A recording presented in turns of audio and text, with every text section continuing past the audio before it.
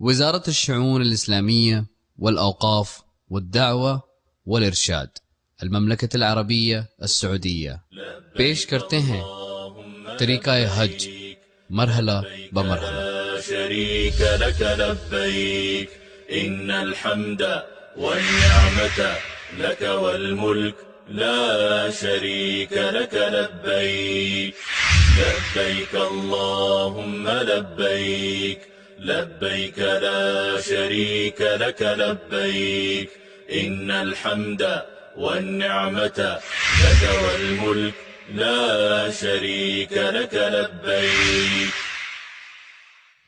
وَإِذْ بَوَّأْنَا لِإِبْرَاهِيمَ مَكَانَ الْبَيْتِ أَلَّا تُشْرِكْ بِي شَيْئًا وَطَهِّرْ بَيْتِيَ لِلطَّائِفِينَ وَالْقَائِمِينَ وَالرُّكَّعِ السُّجُودِ وَأَذِّن فِي النَّاسِ بِالْحَجِّ يَأْتُوكَ رِجَالًا وعلى كل ضامر يأتين من كل فج عميق. مکہ مکرمہ میں اللہ کا پرانا گھر آباد ہے جو دنیا کے تمام مسلمانوں کے دلوں کا مراجع ہے. دن و رات کے اندر لوگ خشوع و خضوع کے ساتھ 5 بار اس کی طرف متوجہ ہوتے ہیں اپنے رب کے حکم کی تعمیل کرتے ہوئے اور حج کے سلسلے میں اللہ کی پکار کو قبول کرتے ہوئے. دنیا کے ہر گوشے سے لوگ اس کا قصد کرتے ہیں تاکہ وہ اپنی عبادتیں ادا کریں اور کعبہ کا طواف کریں.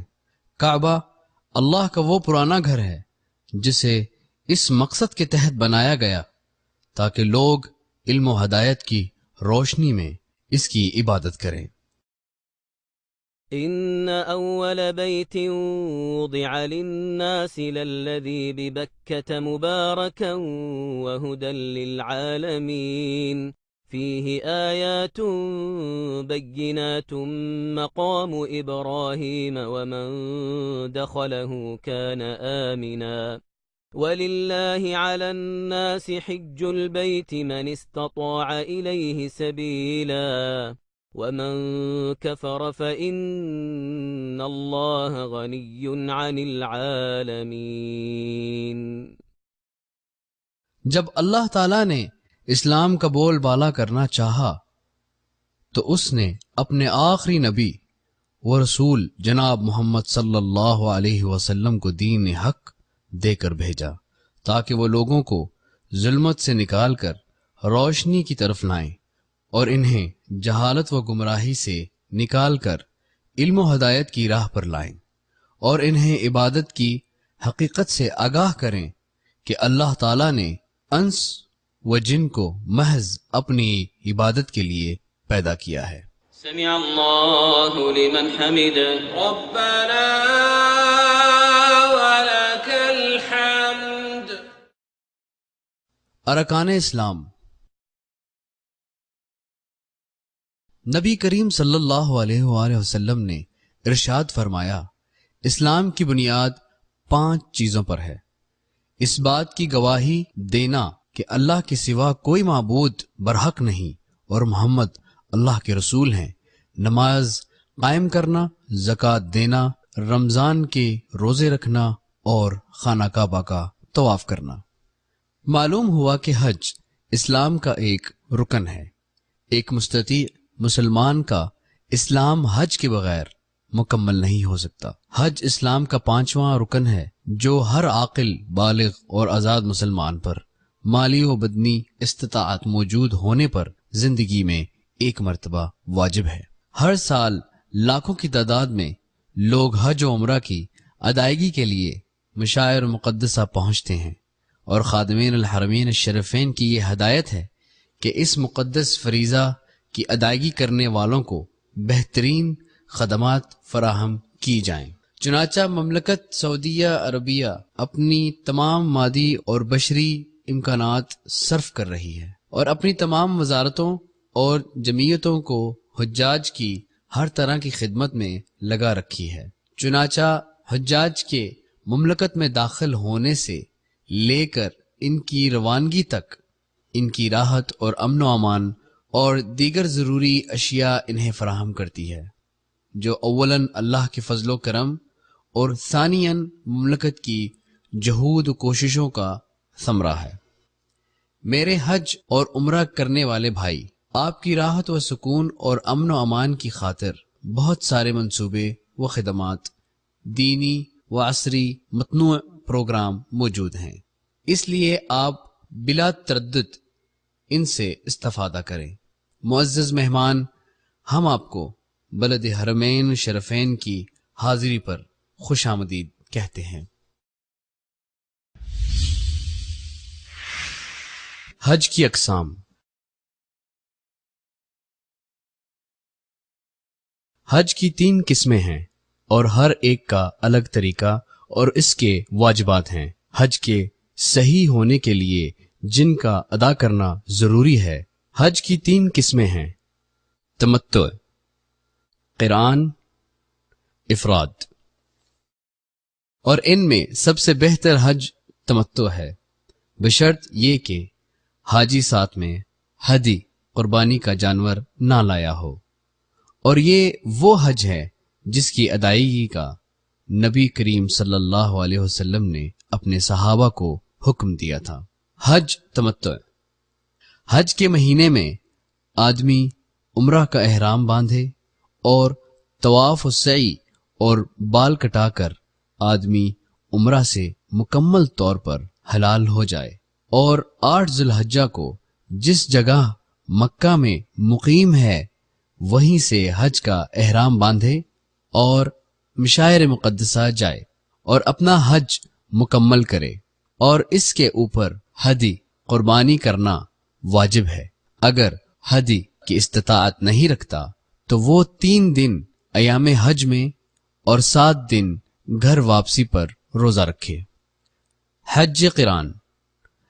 حج و عمرہ کا احرام ایک ہی ساتھ باندھے اور تلبیہ اس طرح پکارے: لبیک عمرہ و حج، اور مکہ پہنچ کر طواف قدوم کرے اور حج و عمرہ کی سعی کرے، اور حلال نہ ہو بلکہ اپنے احرام ہی میں باقی رہے۔ پھر 8 ذی الحجہ کو اپنے بقیہ اعمال حج و عمرہ کو ادا کرنے کے لیے مشاعر مقدسہ جائے، لیکن وہ دوبارہ سعی نہیں کرے گا، اس لیے کہ طواف قدوم کے بعد اس نے سعی کر لی ہے۔ یہی سعی اس کے لیے کافی ہے اور اس پر ہدی واجب ہے۔ اگر اس کی استطاعت نہیں ہے تو 3 دن ایام حج میں اور 7 دن واپسی پر گھر پر روزہ رکھے۔ حج افراد۔ صرف حج کا احرام باندھے، جب میقات پہنچے تو اس طرح تلبیہ پڑھے: لبیک حجن۔ مکہ پہنچنے کے بعد طواف و سعی کرے اور حج پورا ہونے تک حالت احرام ہی میں رہے، اور اس پر ہدی نہیں ہے، اس لیے کہ اس نے حج و عمرہ کو جمع نہیں کیا بلکہ اس نے صرف حج ادا کیا ہے۔ سب سے افضل حج تمتع، پھر قران، پھر افراد ہے۔ میقات۔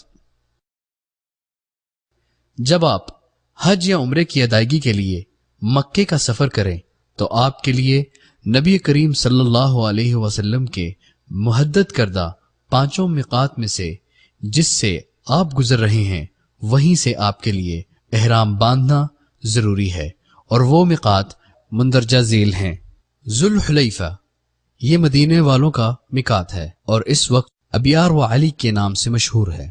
الجحفہ، شام والوں کا میقات ہے، رابغ شہر کے قریب میں واقع ہے اور اس وقت لوگ رابغ سے احرام باندھتے ہیں۔ قرن المنازل، نجد والوں کا میقات ہے، اس وقت اسے سیل کبیر کہا جاتا ہے۔ یلملم، یمن والوں کا میقات ہے اور موجودہ وقت میں لوگ سعدیہ سے احرام باندھتے ہیں۔ ذات عرق، عراق والوں کا میقات ہے۔ مکہ والے حج کے لیے اپنے گھر ہی سے احرام باندھیں گے، لیکن عمرہ کے لیے حدود حرم سے باہر کسی بھی جگہ سے احرام باندھ سکتے ہیں، اور اسی طرح جدہ والے جدہ سے احرام باندھیں گے، پس ہر وہ شخص جو حج یا عمرہ کی نیت سے ان میقات سے گزرے، اس کے لیے ضروری ہے کہ وہ یہاں سے احرام باندھے، اور جو جان بوجھ کر بلا احرام ان سے گزر گیا تو اس کے لیے واپس ہونا اور یہاں سے احرام باندھنا لازمی ہے، ورنہ اس کے اوپر دم ایک بکری کی قربانی واجب ہے، جسے مکہ میں ذبح کر کے فقراء مکہ پر تقسیم کرنا ہوگا۔ میرے مسلمان بھائی، جب آپ بری راستے سے گاڑی وغیرہ کے ذریعے سے میقات پہنچیں تو غسل کریں، اور اگر میسر ہو تو خوشبو استعمال کریں۔ پھر آپ احرام کے 2 صاف اور سفید کپڑے، ایک چادر اور ایک تہبند پہنے، اور عورت جس کپڑے میں چاہے احرام باندھے، بشرط یہ کہ زینت کا اظہار نہ ہو۔ پھر لبیک عمرہ کہہ کر عمرے کے احرام کی نیت کریں۔ اگر آپ کا سفر بحری یا جوئی ہے تو جب آپ کا جہاز یا کشتی میقات کے مقابل سے گزرے اور پائلٹ اعلان کرے کہ حجاج احرام پہننے کے لیے تیار ہو جائیں، اور اگر حاجی یا معتمر اپنے گھر ہی سے احرام کا کپڑا پہن لیتا ہے تو کوئی حرج نہیں ہے، وہاں صرف نیت کر لے۔ اور جب جہاز یا کشتی میقات کے مقابل سے گزرے تو تلبیہ پڑھے، اور مرد حضرات بلند آواز میں تلبیہ پکاریں اور عورتیں دھیمی آواز میں تلبیہ پکاریں۔ شريك لك لبيك إن الحمد والنعمة لك والملك لا شريك لك لبيك۔ محظورات احرام، احرام کی وجہ سے حرام ہو جانے والے امور۔ جب آپ لبیک عمرہ کہہ کر عمرہ کا تلبیہ پکاریں، لبیک حجہ کہہ کر حج کا تلبیہ پکاریں، لبیک عمرہ و حجہ کہہ کر ایک ساتھ دونوں کا تلبیہ پکاریں، تو آپ نے جس نسک کا تلبیہ پکارا ہے اس کے ساتھ ہی آپ کے لیے بعض اشیاء حرام ہو جاتی ہیں۔ وہ ہیں کسی بھی طریقے سے کسی بھی جگہ کا بال زائل کرنا یا ناخن کاٹنا، لیکن اگر بلا قصد کے بال یا ناخن گر جاتا ہے یا بھول کر یا حکم نامعلوم ہونے کی وجہ سے کوئی شخص بال یا ناخن کاٹ لیتا ہے تو اس پر کوئی فدیہ نہیں، یا احرام کے کپڑے میں خوشبو نہ لگائے، لیکن اگر احرام میں پہلے کی خوشبو کا کچھ اثر باقی ہے تو کوئی مذائقہ نہیں۔ محرم کے لیے بری شکار کرنا یا انہیں چھیڑنا یا شکار میں کسی قسم کی مدد کرنا جائز نہیں۔ حرم کے پیڑ اور اس کے ہرے بھرے پودے جو خود سے اگے ہیں انہیں کاٹنا جائز نہیں، غیر محرم کے لیے بھی حرام ہے۔ حرم میں گری ہوئی چیزیں اٹھانا حرام ہے سوائے اعلان کی خاطر۔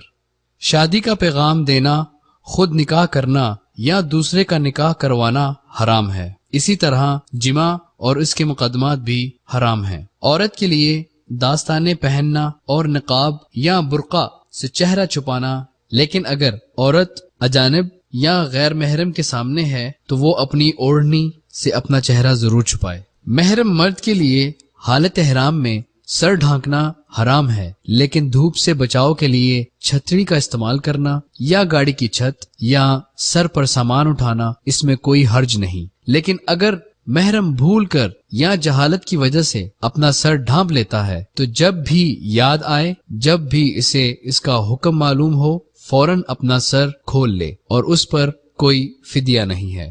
مردوں کے لیے قمیض یا بدن کے ساخت کا سلا ہوا کوئی بھی کپڑا، مثلاً شلوار، پگڑی اور موزے وغیرہ، ہاں اگر تہبند میسر نہ ہو تو شلوار پہن سکتا ہے، اسی طرح اگر جوتے میسر نہ ہو تو موزہ پہن سکتا ہے اور کوئی حرج نہیں ہے۔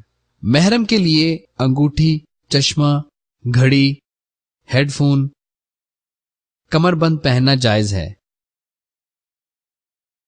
اسی طرح کپڑے بدلنا اور انہیں دھونا جائز ہے۔ سر دھونا اور غسل کرنا جائز ہے، اور اگر بلا قصد بال گر جاتا ہے تو کوئی حرج نہیں۔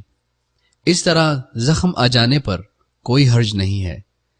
احرام کی کوئی مخصوص نماز نہیں ہے۔ حاجی و معتمر کے لیے ضروری ہے کہ دیگر مسلمانوں کی طرح دین کے واجبات کی ادائیگی کا التزام کرے، جیسے باجماعت 5 وقتہ نماز ہے، گناہ و معاصی اور فسق و فجور سے پرہیز کرے۔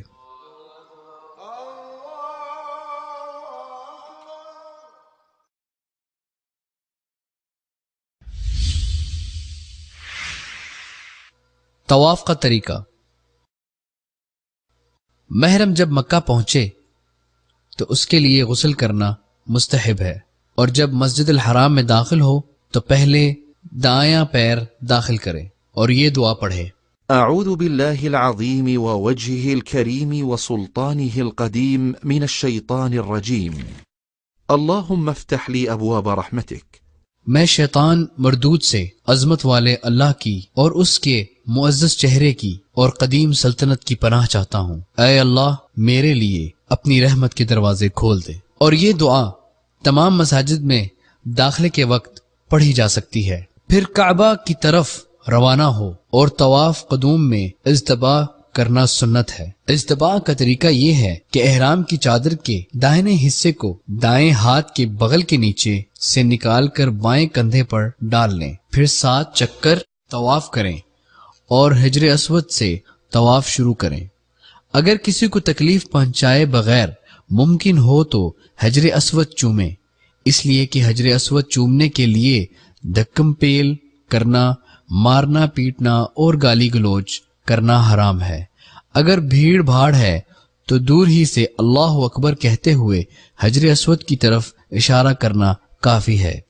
پھر حاجی و معتمر اپنا طواف شروع کر دے اور دوران طواف اللہ کے ذکر و اذکار، استغفار اور دعا اور قرآن کی تلاوت میں مشغول رہے، لیکن مخصوص دعاؤں کے ساتھ اپنی آواز بلند نہ کرے، جیسا کہ بہت سارے ناواقف لوگ کرتے ہیں، اس لیے کہ اس سے دوسرے لوگوں کو تشویش اور ایذا پہنچتی ہے۔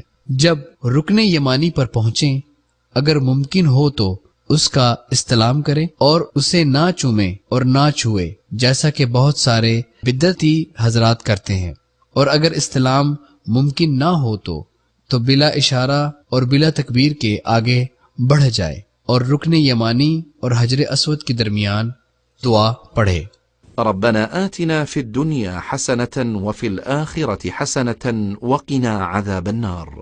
اے ہمارے رب، ہمیں دنیا و آخرت میں بھلائی دے اور ہمیں آگ کے عذاب سے بچا لے۔ اس طرح سے طواف کے 7 چکر مکمل کرے۔ ہر چکر کی ابتدا حجر اسود سے ہوگی اور حجر اسود پر ختم ہوگی۔ اسی طرح شروع کے 3 چکروں میں رمل مشروع ہے۔ کندھے اچکاتے ہوئے چھوٹے چھوٹے قدم اٹھا کر قدرے تیز چلنا رمل کہلاتا ہے۔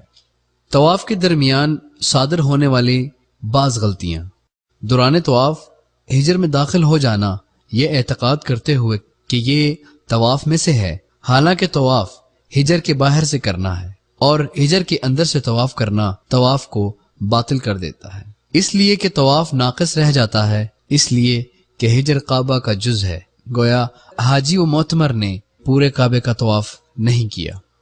کعبہ کے تمام رکنوں کا استلام کرنا، اور بسا اوقات بہت سارے لوگ اس کی دیوار، پردہ، دروازہ اور مقام ابراہیم کو چھوتے و چومتے ہیں، یہ سب کام حرام و ناجائز ہیں، اس لیے کہ یہ بدعت ہے جس کا شریعت میں کوئی اصل نہیں، اور نہ ہی اسے رسول اللہ صلی اللہ علیہ وسلم نے کیا ہے۔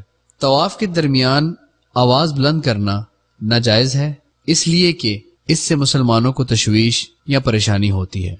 عورتوں کو مردوں کے درمیان آنے سے اجتناب کرنا چاہیے، خصوصاً حجر اسود اور مقام ابراہیم کے پاس۔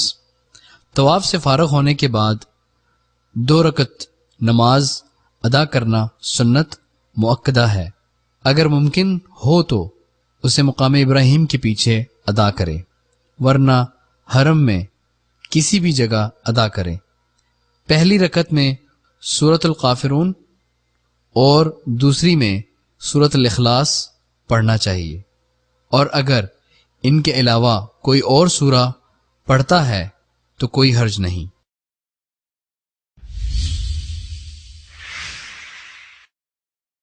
سعی کا طریقہ۔ طواف کے بعد حاجی و معتمر صفا کی طرف روانہ ہو۔ جب صفا کے قریب پہنچے تو آیت کی کریمہ کی تلاوت کرے۔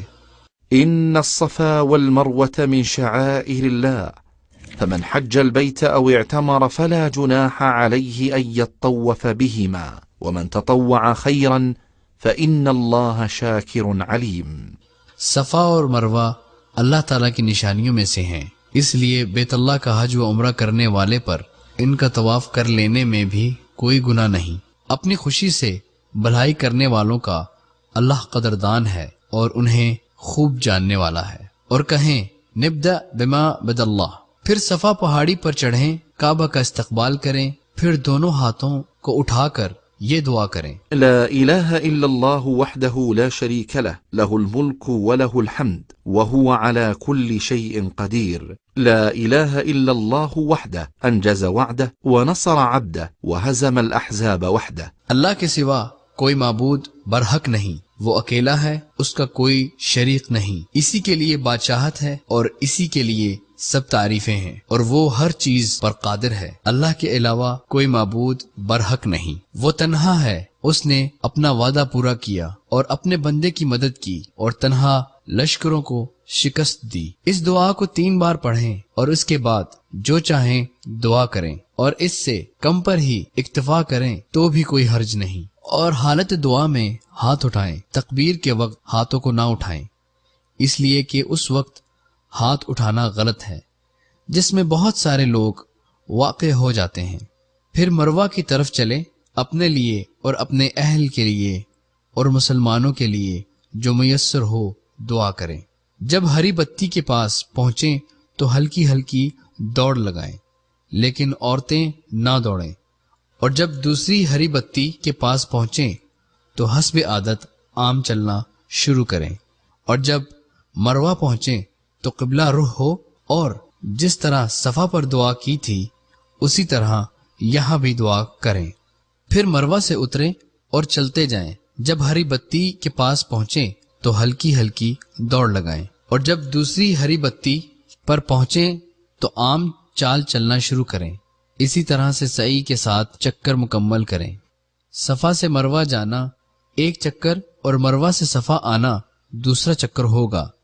اگر حاجی و معتمر نے پیدل چل کر سعی شروع کی اور پھر تھک گیا یا بیمار ہو گیا تو کرسی پر بیٹھ کر سعی مکمل کرنے میں کوئی حرج نہیں، اور حائضہ و نفاسہ کے لیے سعی کرنا جائز ہے، لیکن وہ طواف نہیں کر سکتی، اس لیے کہ مسعی مسجد حرم میں نہیں ہے، اور سعی کی سب سے واضح غلطی عورتوں کا دونوں ہری بتیوں کے درمیان دوڑنا ہے۔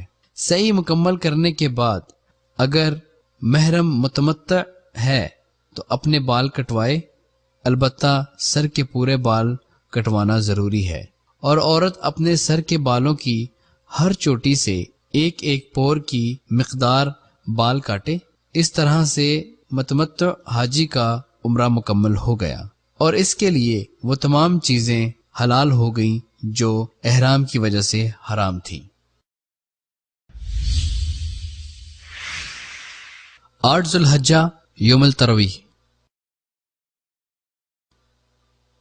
یوم ترویح کو حجاج کرام نبی کریم صلی اللہ علیہ وسلم کی اقتداء میں مینا روانہ ہوں، اور زوال شمس سے پہلے مینا روانہ ہونا سنت ہے، اور وہاں ظہر، عصر، مغرب، عشاء اور فجر کی نمازیں بغیر جمع کے ادا کریں، اور 4 رکعت والی نمازوں کو قصر کے ساتھ پڑھیں، اور اس حکم میں اہل مکہ اور دوسرے لوگ سب برابر ہیں۔ اور سنت یہ ہے کہ حاجی ترویح کی رات مینا میں گزارے، اور 9 ذو الحجہ کو صبح طلوع شمس کے بعد تلبیہ و تکبیر پکارتے ہوئے سکون و وقار کے ساتھ عرفہ کے لیے روانہ ہوں۔ لبيك اللهم لبيك لبيك لا شريك لك لبيك إن الحمد والنعمة لك والملك لا شريك لك لبيك. تلبیہ کا طریقہ اور وقت. حاجی اور معتمر کو بکثرت تلبیہ پکارنا چاہیے. عمرہ میں تلبیہ کا وقت احرام باندھنے سے لے کر طواف شروع کرنے تک ہے، اور حج میں احرام باندھنے سے عید کے دن جمرۃ العقبہ کی رمی تک ہے. لبيك اللهم لبيك لبيك لا شريك لك لبيك إن الحمد والنعمة لك والملك لا شريك لك لبيك. میں حاضر ہوں اے اللہ، میں حاضر ہوں، میں حاضر ہوں، تیرا کوئی شریک نہیں، میں حاضر ہوں. بے شک ہر طرح کی تعریف اور نعمت و بادشاہت تیرے ہی لیے ہے، تیرا کوئی شریک نہیں.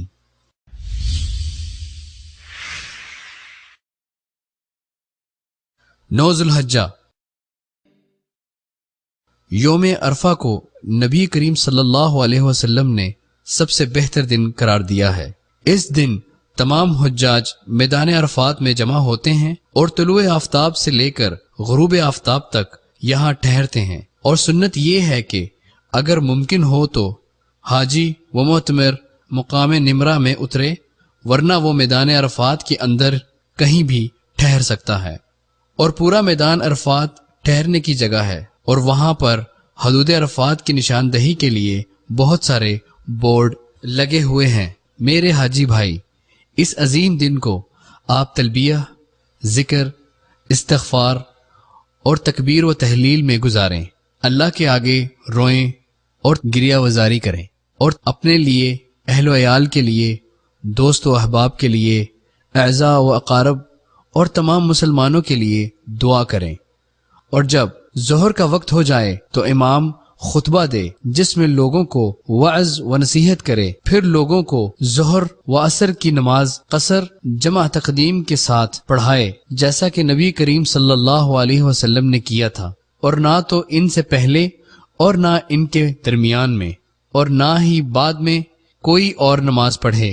اور حاجی غلطیوں کے ارتکاب سے بچے جس سے عظیم دن کے عظیم اجر و ثواب ضائع ہو سکتے ہیں. وقوف عرفہ میں حجاج سے صادر ہونے والی بعض غلطیاں: حدود عرفات سے باہر اترنا اور غروب آفتاب تک وہیں بیٹھے رہنا، پھر غروب کے بعد وہیں سے مزدلفہ روانہ ہو جانا، اور غروب آفتاب سے پہلے مزدلفہ روانہ ہو جانا، جبل رحمت پر چڑھنے کے لیے دھکم پیل کرنا اور وہاں جا کر نماز وغیرہ پڑھنا، یہ تمام اعمال بدعت ہیں. شریعت میں ان کا کوئی اصل نہیں ہے. مزید برآں اس کے بہت سارے طبی اور جسمانی نقصانات ہیں. دعا کے وقت جبل عرفات کا استقبال کرنا، حالانکہ دعا کے وقت قبلہ کا استقبال کرنا سنت ہے. اللهم إني أعوذ بك من الكفر والفقر ومن عذاب القبر لا إله إلا أنت اللهم أنت ربي لا إله إلا أنت خلقتني وأنا عبدك وأنا على عهدك ووعدك ما استطعت أعوذ بك من شر ما صنعت وأبوء لك بنعمتك علي وأبوء بذنبي فاغفر لي إنه لا يغفر الذنوب إلا أنت.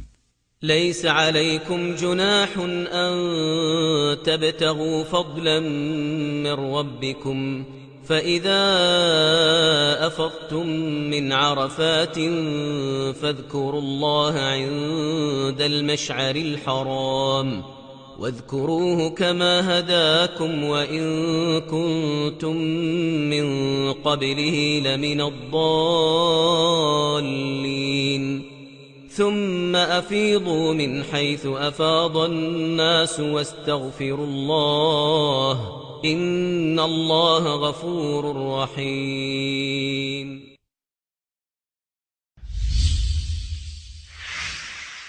مزدلفہ کو روانگی.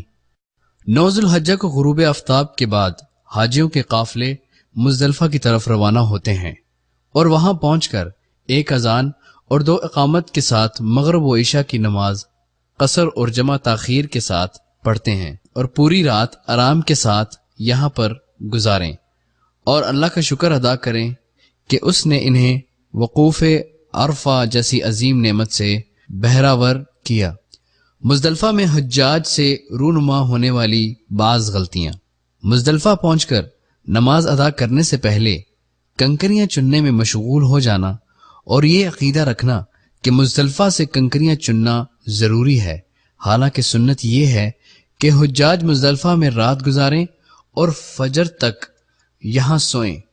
البتہ عورتوں، بچوں اور کمزوروں کے لیے آدھی رات کے بعد مزدلفہ سے مینا روانگی کی رخصت ہے۔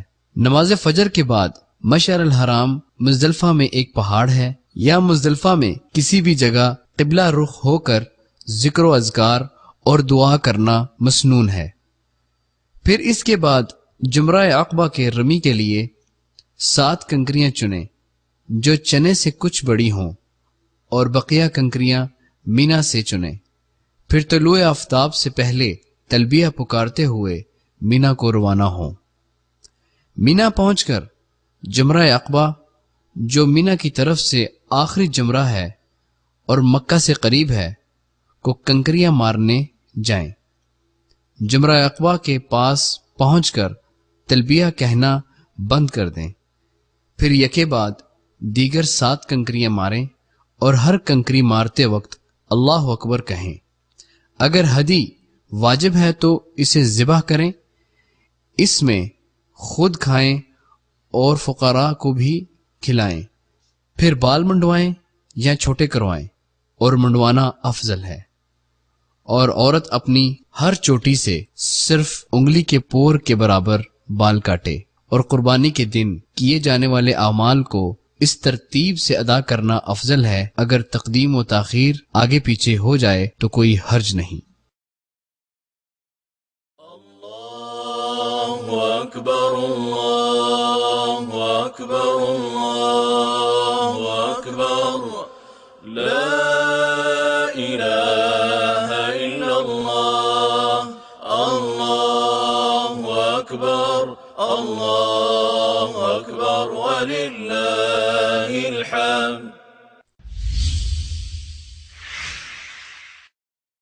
دس ذو الحجہ یوم النحر۔ مسلمانان عالم بالخصوص حجاج کرام شاداں و فرحاں عید الاضحیٰ کا پرجوش استقبال کرتے ہیں اور اللہ تعالیٰ کی قربت حاصل کرنے کے لیے قربانیاں کرتے ہیں، اور مملکت سعودی عرب کے ہدی و اداہی کے پروجیکٹ سے حجاج کرام کو اس عبادت کی ادائیگی میں بہترین مدد ملتی ہے۔ کنکری مارنے کے وقت حاجی سے رونما ہونے والی بعض غلطیاں۔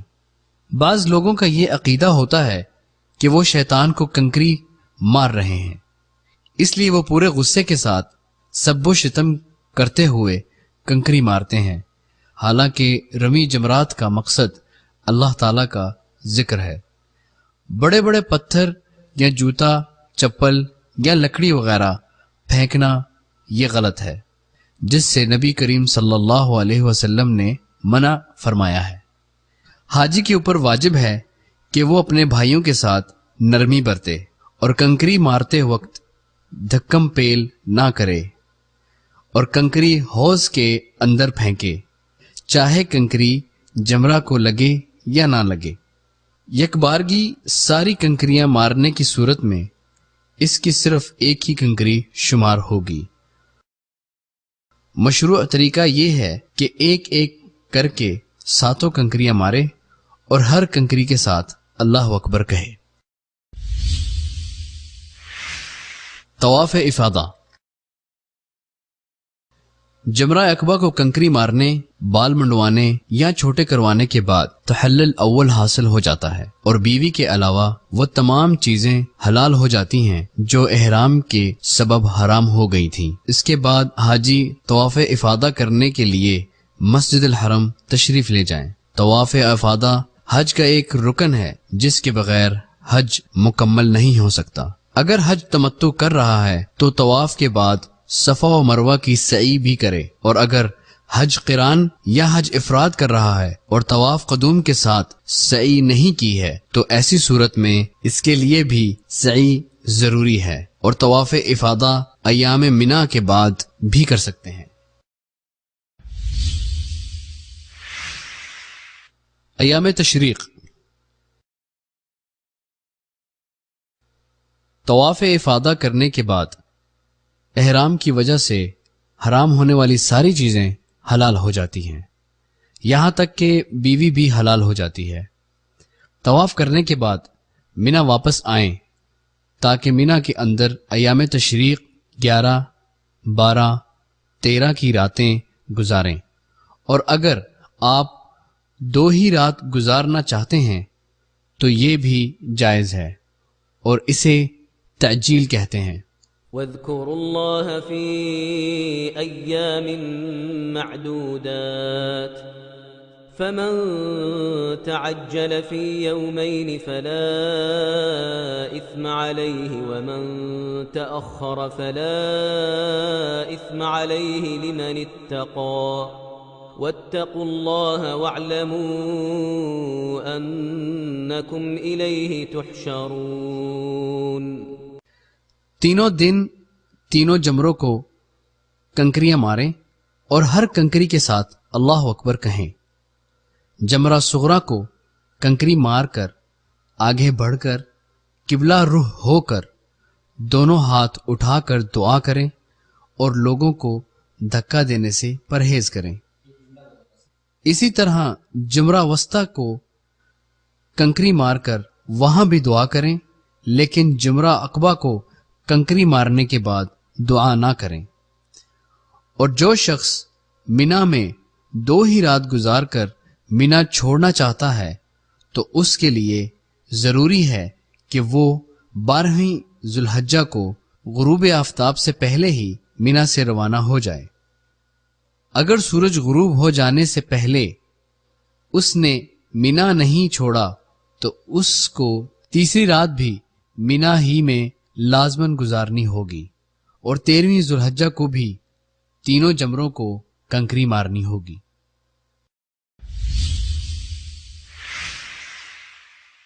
طواف وداع، حجاج کرام کا قافلہ دوبارہ مسجد الحرم پہنچتا ہے تاکہ وہ حج کے آخری عمل کو انجام دیں، یعنی طواف وداع کریں، اور طواف بیت اللہ ان کا آخری عمل ہو، اور وہ نبی کریم صلی اللہ علیہ وسلم کے حکم کی تعمیل کریں۔ اور طواف وداع حج کا آخری واجب ہے جو تمام حج کرنے والوں پر سوائے حیض و نفاس والی عورتوں کے واجب ہے۔